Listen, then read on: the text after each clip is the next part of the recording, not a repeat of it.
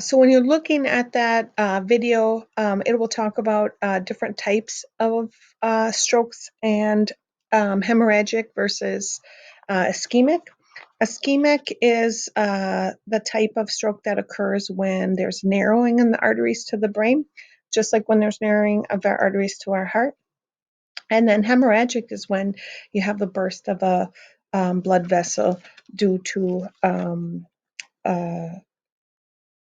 hypertension, atherosclerosis. Okay, both types are severe, and we're at greater risk for CVAs with saturated fats and trans fats, being overweight.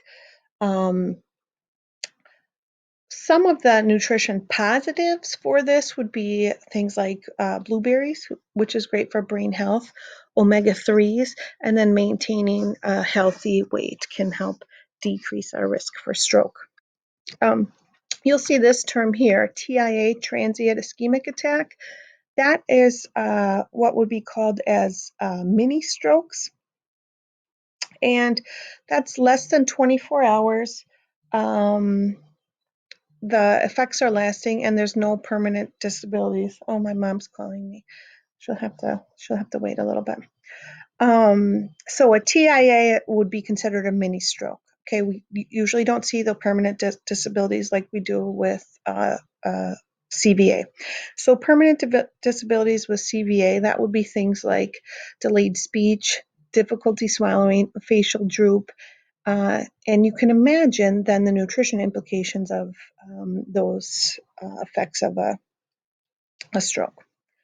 One of the risk factors for strokes is having high blood pressure, and high blood pressure is classified as blood pressure over 120 or 120 over 80, excuse me.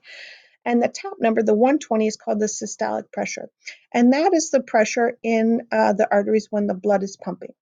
The bottom number is a diastolic, and that is the pressure of the blood in the arteries when the heart is at rest. Okay, to get a diagnosis of high blood pressure, you're just not going to go into the doctor's office and have one elevated reading. They're going to want to do 2 to 3 readings that are above normal and 3 separate visits. Okay, so some people have what's called white coat syndrome, and just going to the doctor increases their blood pressure, so it has to be 3 separate visits. The risk of high blood pressure, the more heart pumps, the narrower arteries become, the blood pressure increases, and that pressure overstretches those arteries, causing vascular weakness. And hypertension is the chronic elevation of blood pressure, and that can lead to things like stroke, heart attack, and also it's a main precursor to kidney disease, like we talked about. So things that can help decrease our risk for high blood pressure or decrease blood pressure: weight loss, exercise, decreasing sodium intake to less than 1,500 milligrams per day.